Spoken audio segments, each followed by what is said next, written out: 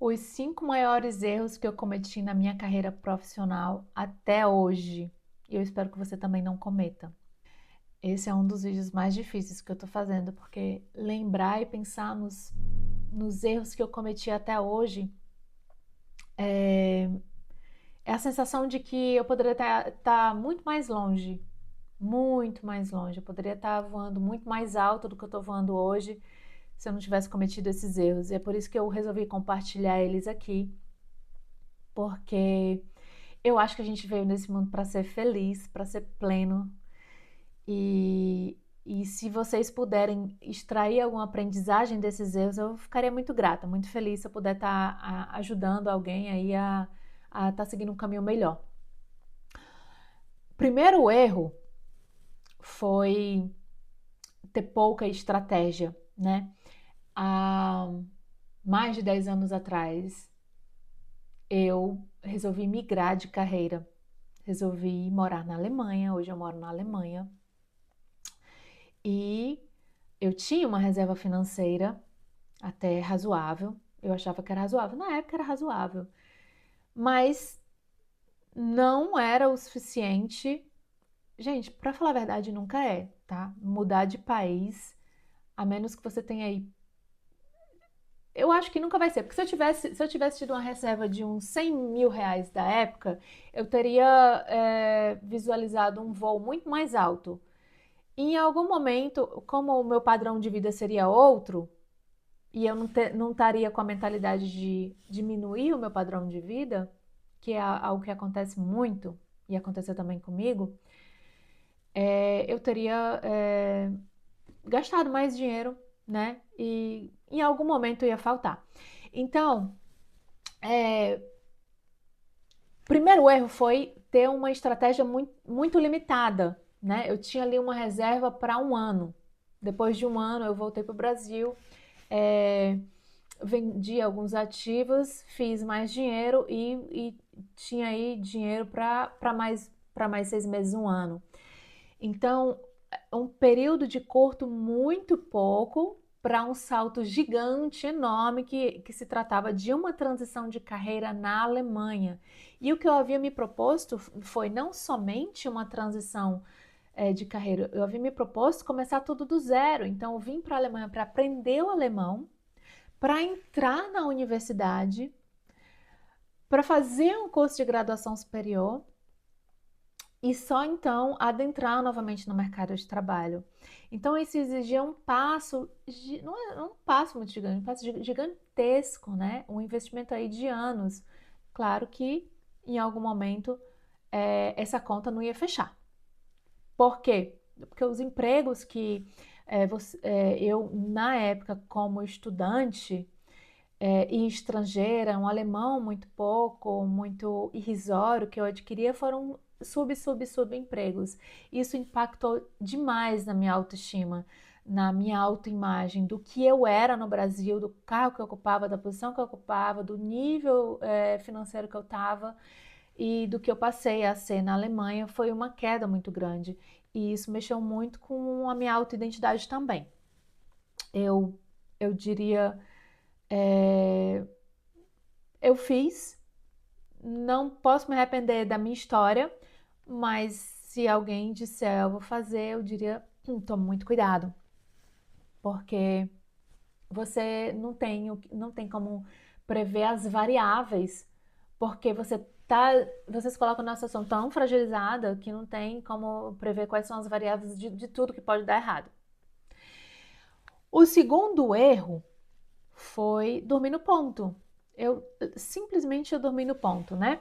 Quando chegou ali determinados anos que eu poderia ter dado entrada no meu passaporte alemão, eu estava tão imbuída na minha rotina, no que eu tenho que trabalhar, que eu tenho que estudar, e nas férias eu tinha que trabalhar dobrado para fazer dinheiro para pagar as taxas da faculdade, e sempre tinham provas, as provas todas ao mesmo tempo. Imagina a loucura, aí ter que cozinhar, lavar roupa, cozinhar a vida normal e viver, né, o dia a dia, todo tempo correndo. E aquela, aquela intensidade de viver aquele dia a dia fez com que eu sabia que eu tinha que dar entrada, eu sabia que eu precisava, mas ao mesmo tempo é algo que eu não senti o tempo passar. E quando eu vi, eu literalmente eu dormi no ponto, o tempo foi passando e eu não dei entrada assim, assim que eu poderia dar entrada. Eu poderia ter dado entrada há muito tempo atrás nesse passaporte alemão, que teria me aberto muitas portas, teria me dado uma tranquilidade muito maior, portas de trabalho, financeiras, né? Porque às vezes a pessoa vê o seu nome lá estrangeiro, vê a sua nacionalidade como estrangeira, elas nem te chamam para entrevista, porque elas acham que você não tem permissão de trabalho. E de fato, até pouco tempo atrás, eu não tinha permissão para um trabalho normal, você tinha permissão para trabalho de estudante, porque o meu visto só me permitia trabalhar como estudante. Então, imagina aí a outra circunstância de fragilidade que eu me coloquei, que eu não precisava ter passado por isso, porque eu estava já contribuindo para a Previdência Social, já tinha sim direito a dar entrada nesse passaporte há muito tempo atrás. Por que eu estou falando isso? Porque eu acho que em algum ponto da sua vida tem muitas coisas que são muito importantes e você está deixando de fazer porque o teu dia a dia está te consumindo. E aí eu coloco você que está no empreendedorismo, né? Você sabe que você precisa desenvolver o seu negócio, você sabe que você precisa expandir, você sabe que você precisa se estruturar melhor, você sabe que você precisa organizar os seus processos, você sabe que você precisa organizar os processos financeiros, os processos internos da empresa, os processos seletivos, as regras, os valores mínimos, tudo é muito importante. Mas você não está conseguindo dar conta do básico, você não está conseguindo dar conta de pagar os boletos e responder os clientes e fazer a aquisição de mais clientes. E isso está te consumindo. É, então, isso pode acontecer não só comigo, mas eu estou colocando aqui vários cenários. Tenta colocar, aplicar um pouco para a tua realidade, que você vai entender que cair na corrida dos ratos é fácil, é muito fácil. Você esquecer o que é que realmente importa. O que é que se eu mexer aquela chave vai mudar todo o meu ecossistema, toda a minha vida. Que aquele esforço vai valer a pena, porque quando aquilo der certo, eu vou evoluir para um outro nível, né? Um terceiro erro que eu cometi foi demorar para reconhecer os meus erros e mudar a rota. Eu tomei algumas decisões no início, decisão do que fazer, do que não fazer, do que estudar, do que não estudar, precipitadas, não muito claras. Vi que não estava dando certo, ou que eu não estava tendo os resultados esperados muito rápido, estava tendo poucos resultados dentro de um período de tempo muito longo, quer dizer, muito tempo e pouco resultado, e eu não conseguia mudar, porque eu não tinha, de novo, as energias, as reservas energéticas necessárias para fazer essa transição. Eu estava tão sobrecarregada emocionalmente, eu estava tão cansada. Eu me sentia assim. Imagina aqueles refugiados que vieram da Síria para a Alemanha só num bote. Eu me sentia exatamente assim na minha vida. Eu me sentia como se eu estivesse num bote cheio de ar, atravessando um mar, uma, um mar assim bem agitado à noite, com um temporal, sozinha e com uma garrafinha d'água já acabando. Era mais ou menos assim que eu me sentia. Pouquíssimos recursos, altos desafios e, na época, com uma capacidade cognitiva, não intelectual, mas cognitiva muito limitada para dar conta de resolver aquilo. Então, o que eram para ser problemas pequenos, eu transformei em problemas gigantes.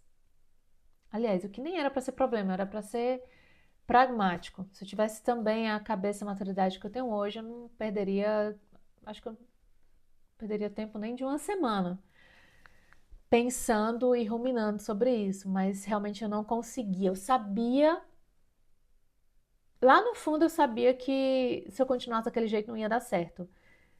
Mas como eu não tinha energia para mudar, quando as pessoas vinham me dar conselhos e me aconselhar, mas por que você não muda a rota? Eu dizia, não, não, não, não, não, não, não. E eu ficava ali me segurando e pedindo a Deus para aquele barco não virar. E o barco virou. E quando virou, eu tive que dar um jeito, numa situação muito mais difícil, porque era em plena pandemia, eu poderia ter feito isso de uma forma mais planejada, e eu acabei tendo que fazer isso em meio de pandemia, mudar a rota em plena pandemia, porque eu posterguei tomar decisões inevitáveis. Um quarto ponto que pega muito, acho que também muitas mulheres, eu eu tinha a síndrome da coitadinha, da autocompaixão, né? Eu tinha pena de mim mesma. Eu tinha muita pena porque eu era sozinha, porque eu estava muito longe do Brasil, longe de casa, longe da família. Ganhava muito pouco, ganhava menos do que eu precisava, minimamente por mês para viver, e que as reservas estavam acabando, e, e eu só via dor e sofrimento. E eu tinha esquecido, ou eu não conseguia admitir, que eu escolhi vir para cá, para a Alemanha. Eu escolhi me colocar nessa situação. E eu sabia que não ia ser fácil. E eu sabia dos riscos que eu estava correndo, porque o meu planejamento estava muito menor do que a quantidade de tempo que eu precisava. Planejamento que eu falo é financeiro, né? Eu sabia. Então, eu sofri tanto. Eu estava assim, com um chicote batendo em mim mesma, me chicoteando pelas decisões erradas que eu tomei, porque eu escolhi caminhos mais tortuosos, porque eu não era para ter feito assim, porque eu era para ter feito assado. Imagina o tempo e a energia que eu consumi me maltratando, me chicoteando por coisas que eu não havia decidido do passado, enfim, aquela coisa toda, né? Gente, isso cansa. Mas, gente, eu acho que até vocês cansaram. E aí eu cheguei no ponto que eu também cansei. A terapia me ajudou muito, né? E aí eu comecei a entender que, e a aceitar que ou eu assumir a posição de dona da minha vida, do meu destino, ou eu continuar na posição de coitada, inevitavelmente fracassada, e aquilo não ia me levar a lugar nenhum. Aquilo não ia me levar a lugar de sucesso nenhum, né? Porque a autoimagem que eu estava projetando de mim mesma para mim era a pior das possíveis, né? E em algum momento eu tive que dar um basta com isso e simplesmente aceitar. Aceita. Você tá exatamente, eu falando pra mim, né? Você tá exatamente onde você queria estar, fazendo o que você queria estar fazendo, com as pessoas que você gostaria de estar. E se você não está em outro local ou outra posição, é porque você não trabalhou para isso. É porque você, de alguma forma, direta ou indireta, não quis. Agora, se você tá onde você tá, aceita. Porque eu escolhi. Eu escolhi romper com a minha carreira do Brasil e voltar a estudar. Eu escolhi. Ninguém me pediu, ninguém me obrigou, né? Então não fazia mais sentido eu estar nesse papel narcísico de estar com essa pena de mim mesma, né? Um próximo ponto, e o último, o quinto ponto, né? Que eu já falei da pandemia para vocês, eu vou voltar aqui para a pandemia, porque a pandemia foi o momento de dor mais profunda que eu senti. Mas essa dor mais profunda, ela veio de novo por essa fragilidade financeira, econômica, pela falta por eu não ter um plano B, por eu não ter uma fonte de renda extra, por eu não ter outras fontes de renda extra. Então, quando foi na pandemia, a minha mente, o meu cérebro fez assim, ó, gente, por... se eu escolhi estar aqui, se eu escolhi voltar a estudar, voltar a trabalhar, vim para tão longe, como que eu não escolhi também criar fontes de renda extra que me desse uma segurança mínima, uma esperança mínima possível de, de que de alguma forma eu ia ter um conforto mínimo possível durante esse período. Então, na pandemia, realmente o meu cérebro deu uma virada muito grande, porque foi quando eu abri a minha mente para pensar em, em criar fontes de renda extra, né? Porque eu pensei, nossa, e se... Aí de repente eu fiquei com aquele medo, e se vier uma terceira guerra mundial? E se vier uma guerra da Rússia com a Ucrânia? E se acontecer, sei lá, né? Será que eu tenho pano para as mangas? Mínimo, mínimo, mínimo possível. Se eu for desligada hoje do emprego, aí começa a corrida dos ratos de novo, porque eu não tenho um plano B. E esse plano B é: será que eu tenho uma fonte de renda extra? Será que eu tenho uma outra habilidade? Será que eu sei fazer. Dando aqui exemplos para vocês. Será que eu sei fazer bolos? Será que eu sei fazer brigadeiros muito bons? Será que eu sei fazer artesanato? O que é que eu consigo fazer com as mãos? Que se eu precisar, da noite para o dia eu consigo levantar uma grana. Quais são as habilidades que você tem? Você sabe vender? Você sabe falar?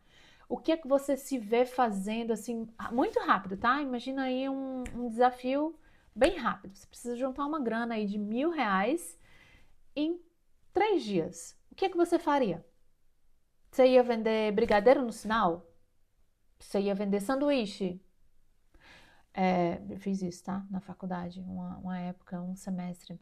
Eram muito bons, muito, muito requisitados. E aí, no momento das dores, você vai descobrindo algumas habilidades que você não tem. Mas se você conseguisse responder hoje essa pergunta, quais são as habilidades que você tem? Como é que você conseguiria transformar isso em dinheiro, converter isso em dinheiro rápido, imediato, né? Para evitar que outras pessoas passem por esses erros que eu falei agora, né? Que eu cometi nas minhas decisões, eu resolvi criar um grupo que se chama Carreira de Sucesso.